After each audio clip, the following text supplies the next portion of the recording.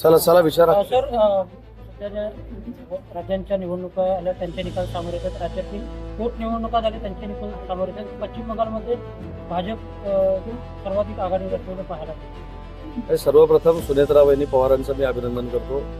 कर्डिलेंचं देखील मी अभिनंदन करतो. ते विजयाच्या समीप आहे आणि सुनेत्रा वहिनींनी अजितदादांचं मताधिक्याचं रेकॉर्ड देखील फोडलंय असं मला आत्ताच कळलंय.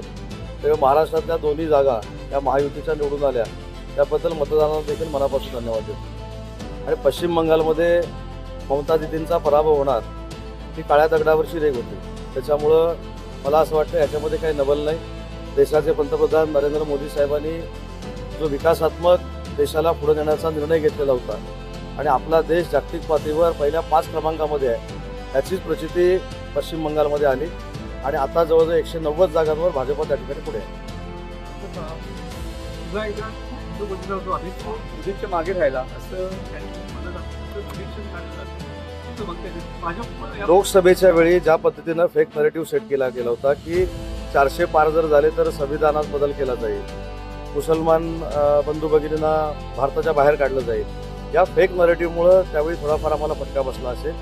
पण ज्यावेळी हे फेक नरेटिव्ह आहे हे देशाच्या नागरिकांच्या लक्षात आलं त्याच्यामुळंच हा पश्चिम बंगालचा रिझल्ट लागला आहे. आणि मी स्वतः माझ्या पक्षाच्या वतीनं महायुतीच्या वतीनं पंतप्रधान नरेंद्र मोदी साहेबांचं मनपूर्वक अभिनंदन करतो.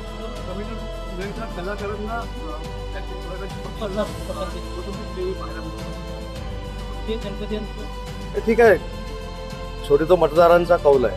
कोणाला मुख्यमंत्री करायचं, कोणाला निवडून द्यायचं, कोणाला पाडायचं हे मतदार ठरवत असतात. त्याच्यामुळे तिथे एका कलाकाराला न्याय मिळाला मतदानातनं त्यांचं अभिनंदन आहे. सर, पुण्यामध्ये जी घटना घडली त्याविषयी ज्या पद्धतीने तपास सुरू आहे मला त्याबद्दल काय म्हणायचं आहे? तपासाच्या बाबतीमध्ये आमची सगळ्यांचीच भूमिका ही आहे की जो नराधम आहे त्याला फाशीची शिक्षा झाली पाहिजे आणि अशी नीच प्रवृत्ती महाराष्ट्रामध्ये नाही देशामध्ये कुठेही निर्माण होऊ नये अशी अद्दल त्या आरोपीला बसली पाहिजे ही आमची भूमिका आहे.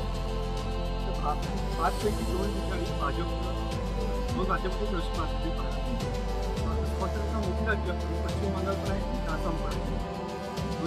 हे दोन्ही राज्यांमध्ये विकासाला मतदान झालंय, व्यक्तिमत्वाला मतदान झालंय आणि काही ठिकाणी ठीक आहे फ्रंटल पुढे आलेले आहेत.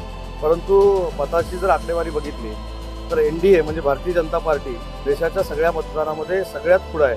हे देखील पुन्हा एकदा या 5 राज्यांच्या निवडणुकीमधून सिद्ध झालं. सर, गोपाळकृष्ण गोखले असं म्हणाले होते की what Bengal things today India things tomorrow. म्हणजे आता भाजप बंगालमध्ये आलेली आहे, भविष्यात 400चा आकडा पार होईल असं वाटतं. पुढे काय होईल आताच बोलण्यात काही अर्थ नाही. परंतु मी जसं सांगितलं की पश्चिम बंगालमध्ये 22 वर्षाची 23 वर्षाची सत्ता उठवलेली आहे NDAनं भाजपनं. त्याच्यामुळे त्या संदर्भामध्ये पंतप्रधानांचं आणि विशेषतः अमित भाई शहांचं देखील अभिनंदन केलं पाहिजे.